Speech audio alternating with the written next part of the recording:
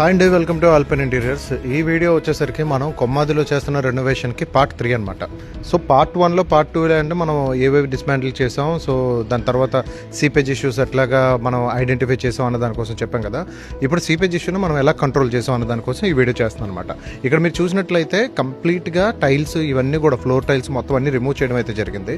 చేసిన తర్వాత అందరూ గుర్తుపెట్టుకోవాల్సింది ఏంటంటే ఏవైతే కన్సీల్డ్ లైన్స్ ఉన్నాయో, అంటే లోపల ఉండే కన్సీల్డ్ సిపివిసి కావచ్చు, జేఐ కావచ్చు, ఏవైనా కూడా ఆ సిపివిసి లైన్స్ని కంప్లీట్గా రిమూవ్ చేసేయాలి. ఎందుకంటే సీపేజ్లో మెయిన్ ఎక్కడైనా లీక్స్ ఎలా వస్తాయంటే ఎక్కడైనా జాయింట్ల దగ్గర వదిలేసినా, లేకపోతే ఎక్కడైనా ఎవరైనా కార్పెంటరీ వర్క్ కానీ ఇంకోటి చేసినప్పుడు ఆ హోల్ పడినా దానివల్ల లీక్ స్టార్ట్ అయ్యి దానివల్ల కూడా మనకు ప్రాబ్లం అవుతుంది. అంటే ఈ పర్టికులర్ ఫ్లాట్లో మనకి యాక్చువల్లీ స్టార్ట్ అయింది ఎక్కడ అంటే జనరల్గా ఫ్లోర్ పైప్లో నుంచి స్టార్ట్ అయిందనమాట. ఈ ఫ్లోర్ పైప్ ఏం చేశారంటే వాళ్ళు ప్రీవియస్గా చేసినప్పుడు జనరల్గా ఏదైతే మనం కలుపుతాం కదా 5 ఇంచ్ పైప్ లైన్, అది కలుపుతాం కదా అవుట్లెట్కి, సో కమోడ్ అవుట్లెట్కి. సో దీన్ని ఏం చేశారంటే జస్ట్ హీట్ చేసి జస్ట్ కలిపేశారనమాట, గమ్మింగ్ ఏమీ చేయకుండా.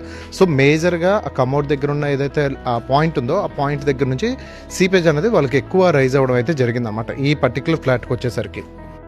సో మామూలుగా అయితే వాళ్ళలో పైప్స్ ఉంచొచ్చు, ప్రాబ్లం లేదు, ఎందుకంటే ప్రీవియస్గా వాళ్ళు యూజ్ చేసింది కూడా ఆస్ట్రల్ బ్రాండే. కానీ మనకి ఇక్కడ చూసుకునేసరికి ఎందుకు ఆ ఛాన్స్ తీసుకోవడం, పెద్దగా బడ్జెట్ ఏం అవ్వలేదు, హార్డ్లీ ఒక 18,000 మెటీరియల్కి అయింది. సో లేబర్కి 4,000 దగ్గరికి వెళ్తుంది. సో హార్డ్లీ 22,000 అంటే ఇప్పుడు 18 lakhs హ్యూజ్ ప్రాజెక్ట్లో 22,000 దీనికోసం స్పెండ్ చేయడంలో తప్పలేదు, ఎందుకంటే ఇది మేజర్ రోల్ ప్లే చేస్తుంది కాబట్టి.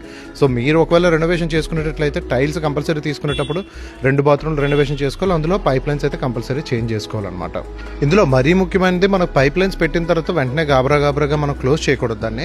సో పై నుంచి ఏదైతే వీళ్ళకి లైన్ ఉందో వాటర్ లైన్, ఆ వాటర్ లైన్ అనేది ఓపెన్ చేసి వదిలేయాలి, కిందకి వాటర్ వదిలేయాలి. మనం డమ్మీస్ ఫిక్స్ చేసాం కాబట్టి మేబీ ఎక్కడైనా మనం పెట్టిన కొత్త పైపులు ఎక్కడైనా లీక్ ఉన్నా కూడా మనకి ఐడెంటిఫై చేసుకోవడానికి టైం దొరుకుతుంది అనమాట. 1 week అలాగా మనం ప్రెషర్లో వదిలేసిన తర్వాత మనకి ఐడెంటిఫై అయిపోతుంది ఎక్కడ వాటర్ లీక్ ఉందా ఏంటి అన్నది. దెన్ మనం క్లోజ్ చేసి మొత్తం ప్లాస్టింగ్ చేసి మనం చేయొచ్చు అనమాట. సో నెక్స్ట్ వీడియోలో మనం దీన్ని ఏ విధంగా మనం కన్సిల్ చేయబోతున్నాం ఏంటనేది మీకు చూపిస్తాను. Thank you.